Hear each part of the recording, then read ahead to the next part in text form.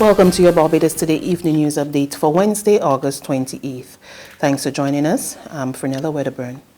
It's official. Fabian Wharton is the new Chief Executive Officer of the Transport Board. Wharton, a former manager of Cable and Wireless, was also recently a spokesman for the new association representing public service vehicle workers. Wharton says he's looking forward to working with the team at the Transport Board and excited at the opportunity to continue the excellent work that the Chairman, Board of Directors and Management has been doing. Chairman Ian Goodin-Edgill and the board have warmly welcomed Wharton.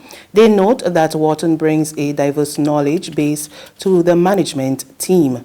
Wharton will begin his tenure on September 1.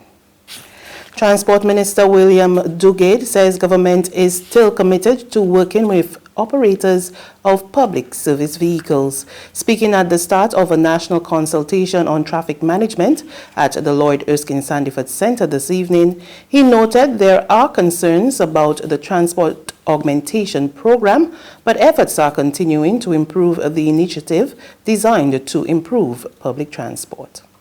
While the transport augmentation program has helped to ease the situation somewhat, there are challenges which need to be addressed to ensure the sustainability of such programs in partnership with the public service vehicles.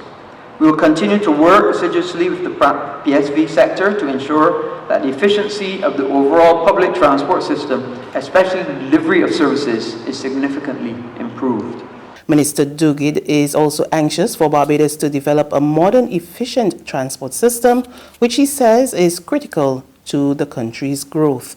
And he's mandated officials in his ministry to get to work on the task. I therefore charge the officials of my ministry and the Transport Authority with the responsibility of putting a mechanism in place to have such a study carried out in the shortest possible time that would guide and fashion a modern transport system integrating all modes of transport. The Court of Appeal today varied the sentences of two Guyanese drug convicts and sentenced them to time served. The order handed down by Chief Justice Sir Marston Gibson saw Lemmy Michael Campbell and Rohan Shastri Rambaran walking out of the White Park Road Supreme Court complex, accompanied by 3 immigration officials and an official from the Guyana Consulate this afternoon. The 2 men were convicted in June 2009, along with 4 others, for importation, possession, and trafficking of 91.3 kilos of cannabis and 119.4 kilos of cocaine, which were contained in logs on November 29, 2005. They were sentenced in December 2009. Rambaran to 25 years for trafficking cannabis and 30 years for trafficking cocaine, while Campbell received 25 years for trafficking cocaine and 20 years for cannabis trafficking. Those sentences were being served concurrently. Their attorneys filed appeals against the convictions and sentences back in 2010, and the matter was heard in 2014. A 94-page appeal decision was handed down today, even though the island's final court, the Caribbean Court of Justice, had ordered back in 2016 that the appeal decisions be expedited. The duo's 4 co-accused have already served their sentences and released.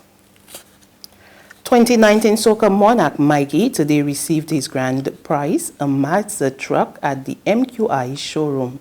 The smiling monarch told the media he loves the vehicle, but he still intends to sell it. I'll be selling, but purchasing one from MQA for sure. Yeah. Tell me what the vehicle, why you like it? I love it. Anyone who knows me knows I like trucks. I love a truck. It's real spacious. It drives really well. I test drove it. I had a fantastic time. I'm not sure if it was allowed to say that, but it was a real good, real nice drive. Yeah, really excited. MQI sales manager Margaret Hoyt told reporters this year's crop over was a success, and she believes the inclusion of the vehicle worked for the company. Well, it's been great. Usually every time we put these vehicles out there, we are guaranteed that everybody in Barbados will see them at the end of the crop over season. It's been a fantastic season. I saw a lot of excitement on the day, as Mikey said earlier. Although they had the rain, fantastic turnout, lots of people. I think for years the guys wanted us to bring in the BT50, and I think that was a real big part of it for us this year. This BT50 is a versatile vehicle. It's something that is used to do work with, or something to do jolly ride or fun, whatever you want to do is that type of vehicle. And I think the guys were happy that we actually put this in the show this year. There's regional and international news after this short break.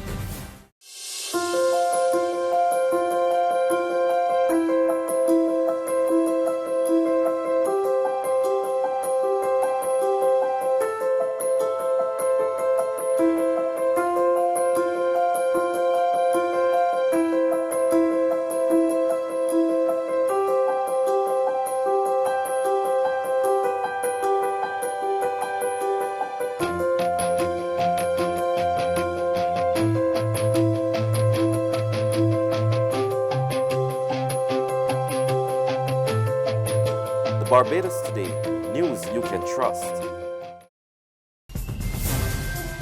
To regional news now, mob-up operations across Martinique today. Tropical storm Dorian brought gusty winds and heavy rains as it drenched the French-speaking Caribbean country yesterday. It left a trail of widespread flooding.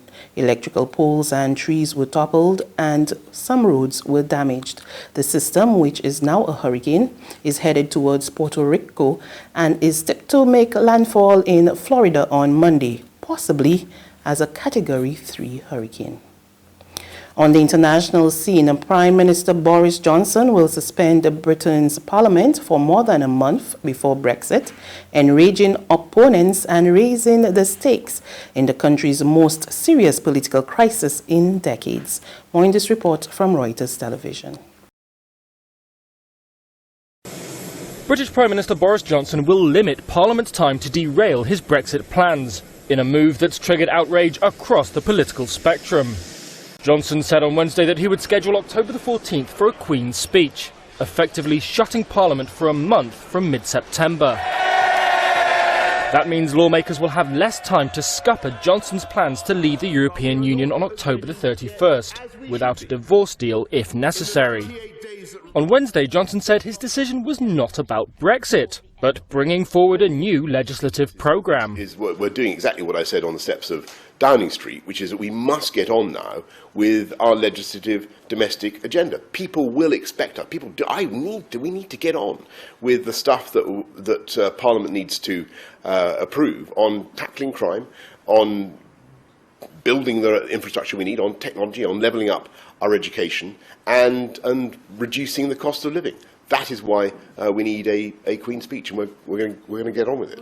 However, many lawmakers have expressed their anger, calling Johnson's move a scandalous affront to democracy and a constitutional outrage. That's news, but for the very latest, visit us at www.barbadostoday.bb. You can also subscribe to our e-paper, email updates, or like us on Facebook, and sign up for our breaking news alerts via WhatsApp. We're also on Izumi Media in bus terminals, as well as Screenplay at supermarkets and gas stations near you. And you can also hear us on Mix 96.9 FM and Capital Media HD 99.3 FM. I'm Fernella Wedderburn. Good evening.